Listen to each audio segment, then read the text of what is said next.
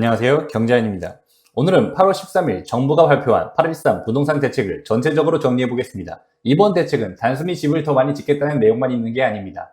수도권 주택 공급을 늘리고 공공택지 공급 속도를 높이고 재개발, 재건축 같은 정비 사업을 빠르게 진행하고 비아파트 공급을 확대하면서 청년과 실수요자의 내 집 마련까지 지원하는 내용이 함께 들어갔습니다.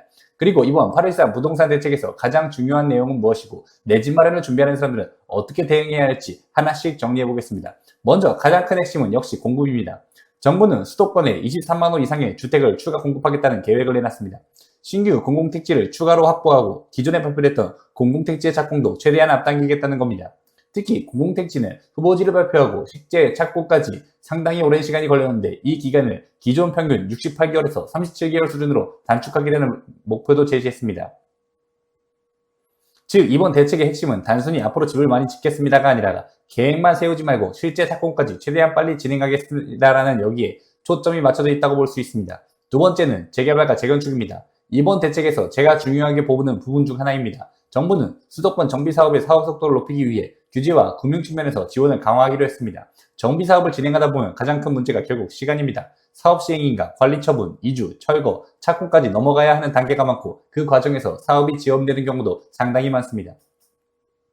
그래서 이번 대책에서는 정비사업의 속도를 높이고 사업장에 필요한 금융 지원 등을 통해 실제 착공까지 이어지도록 지원하는 방향이 포함됐습니다. 전문가들도 이번 8.13 대책에서 재개발, 재건축, 정비사업의 규제 완화와 금융 지원을 중요한 변화로 보고 있습니다. 그리고 이 부분은 부동산을 투자 관점으로 보는 분들이라면 굉장히 중요합니다. 왜냐하면 서울이나 수도권에서 좋은 입지의 새 아파트를 공급하는 방법은 결국 기존 주택을 허물고 새로 짓는 정비사업이 중요한 역할을 하기 때문입니다. 세 번째는 비아파트 공급입니다. 이번 대책에서는 아파트뿐만 아니라 빌라와 오피스텔 등 비아파트 시장의 공급을 확대하는 내용도 포함됐습니다.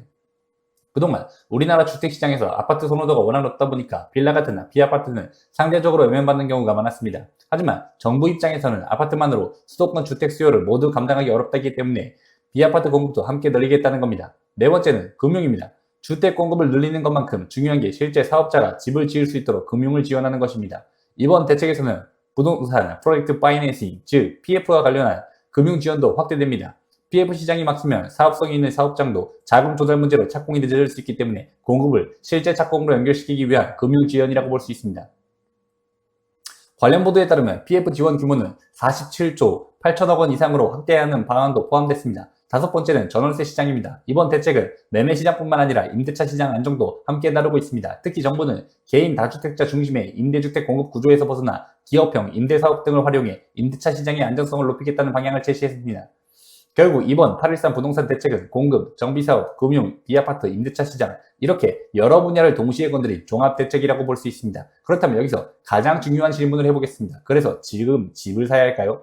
저는 이번 대책을 보고 무조건 집을 사야 한다거나 반대로 무조건 기다려야 한다고 생각하지 않습니다. 오히려 중요한 것은 앞으로 어떤 지역의 주택이 가치가 올라갈 것인가를 보는 겁니다. 수도권 23만 호 이상의 공급이 예정되어 있다고 해서 모든 지역의 집값이 똑같이 움직이는 것은 아닙니다. 결국 사람들이 원하는 것은 좋은 입지입니다. 직장이 가깝고 교통이 좋고 학군이 좋고 상권과 생활 인프라가 잘 갖춰져 있고 앞으로 신축 아파트가 들어설 가능성이 있는 지역, 이런 곳에 수요가 계속 몰릴 가능성이 높습니다. 그래서 저는 내 집 마련을 생각한다면 단순히 지금 가장 싼 집이 어디인가만 볼 게 아니라 10년 뒤 이 지역이 어떻게 바뀔 것인가를 봐야 한다고 생각합니다. 그리고 여기서 마지막으로 청년분들이 꼭 알아두셔야 할 내용이 있습니다.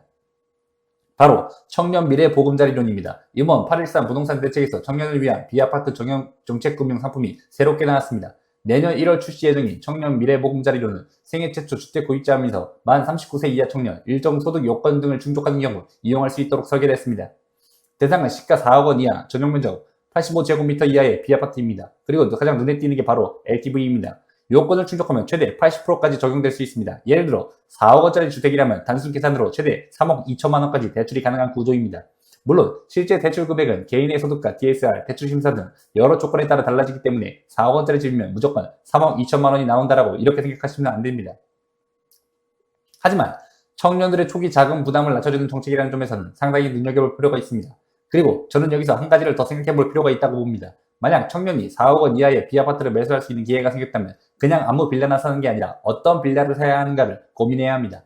제가 관심 있게 보는 건 바로 재개발 가능성이 있는 지역입니다. 상급지의 신축 아파트는 처음부터 매수하려고 하면 가격이 상당히 높습니다. 하지만 재개발이라는 과정을 거치면 이야기가 달라집니다. 현재는 오래된 빌라가 있는 지역이지만 입지가 좋고 교통이 좋고 생활 인프라가 갖춰져 있고 노후도와 사업성 등 여러 조건이 맞아서 정비 사업이 진행된다면 현재의 낡은 빌라는 미래에는 신축 아파트로 바뀔 수 있습니다.